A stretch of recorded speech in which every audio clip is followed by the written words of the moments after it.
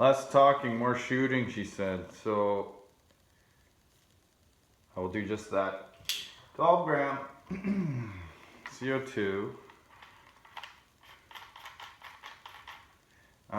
And notice this time I have removed the on-off. So, air this guy up. She is aired.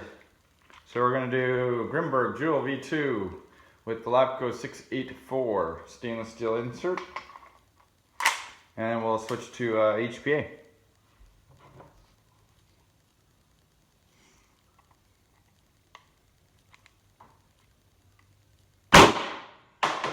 Three 6. 325. 320.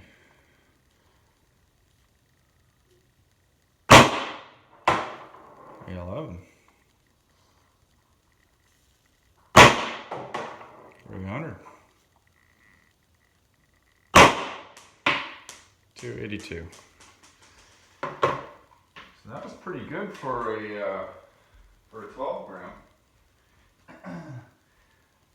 The joules are a little lighter, so that's to be expected. We'll switch over to the HPA.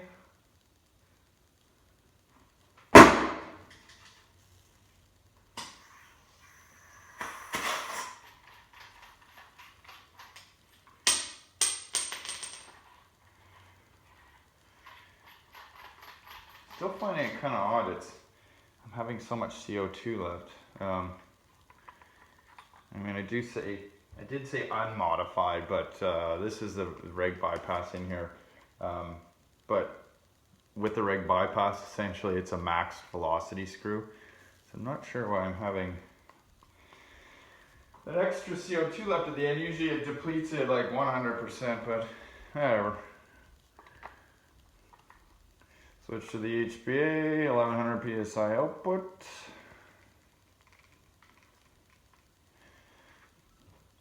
Little reloader mag here.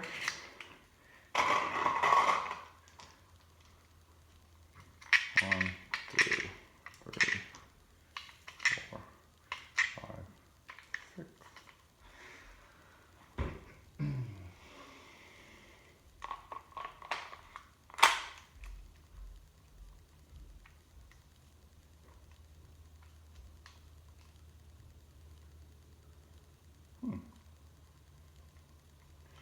Safety is stuck. I think that's because I didn't let the CO2 out before I screwed this bottle in. So, just in case, I'm going to re-air it. Okay. That's what I suspected.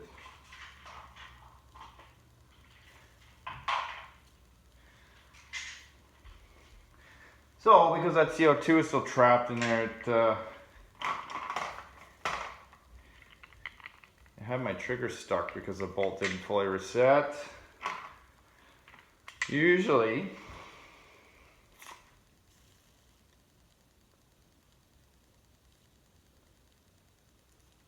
when so safety works now.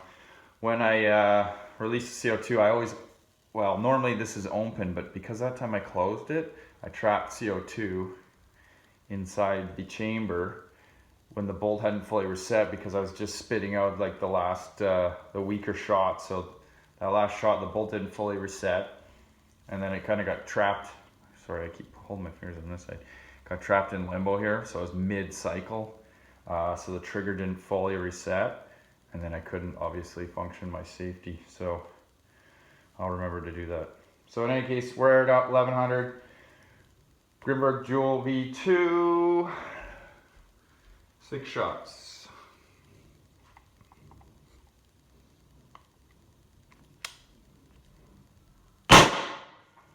$352. 842. 842. 342, that's some pretty consistent stuff. You can't argue with HPA when it does stuff like that. 339. And got one more in there. 343. Yeah, so HVA, I mean, it is 1100 PSI. I'm not trying to shoot these apples for apples. It's like I said, this is a baseline. CO2 does offer some benefits, expansion in the barrel. Now this is a short barrel, and I've often thought that this Freak, as much as I like it, I think that insert, you actually get some air leakage down the backside. I know you put that insert in there and man, is it ever tight in there? And you wonder, how can any air get in there? But I'm going to do another round of tests, start all over again with the Canada balls and then the Julv2s, but I'm going to use the Tiberius factory barrel out of my 9.1 just to show you. I mean, it's an 8-inch, it's a couple inches longer, but man, it showed some huge improvements over this Freak, but I love the Freak. I mean, I just love, it's short, it allows me to bore match. It does shoot better than some of the other barrels I've tried, but in my opinion, it's not the best. So we'll do that next for you guys.